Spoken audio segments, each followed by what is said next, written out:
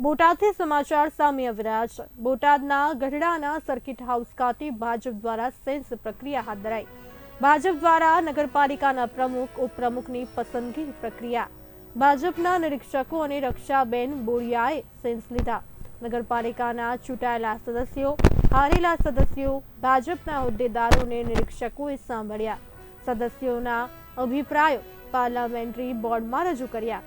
Parliamentary board પ્રમુખ અને ઉપપ્રમુખની જાહેરાત કરશે। ગઢડા નગરપાલિકાના પ્રમુખ માટે 2 સભ્યોએ દાવેદારી નોંધાવી છે।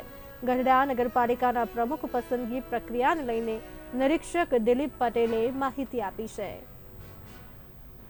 સુરેન્દ્રનગર જિલ્લા ભાજપના પૂર્વ પ્રમુખ, અત્યારે જૂનાગઢ જિલ્લા ભાજપના પ્રભારીની મારી જવાબદારી છે અને અત્યારે ગઢડા નગરપાલિકામાં મને નિરીક્ષક તરીકે પ્રદેશ ભારતીય જનતા પક્ષે મારી સાથે રક્ષાબેન બોરિયા અમારા બંનેના નિરીક્ષક તરીકેની અત્યારે જવાબદારી છે।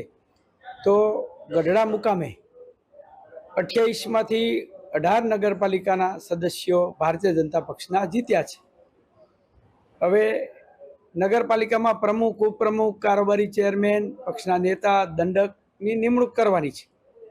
તો પ્રદેશ ભાજપે અમને ત્યાં ચૂંટાયેલા સભ્યો અને સંગઠનના હોદ્દેદારો, જિલ્લા પ્રદેશના જવાબદાર પદાધિકારીઓને મળીને એમના અભિપ્રાય લઈને અમે પ્રદેશ પાર્લામેન્ટરી બોર્ડમાં જશું અને પ્રદેશ પાર્લામેન્ટરી બોર્ડ ભારતીય જનતા પક્ષ જે કંઈ જવાબદારી આપે એની અમે જાહેરાત કરશું।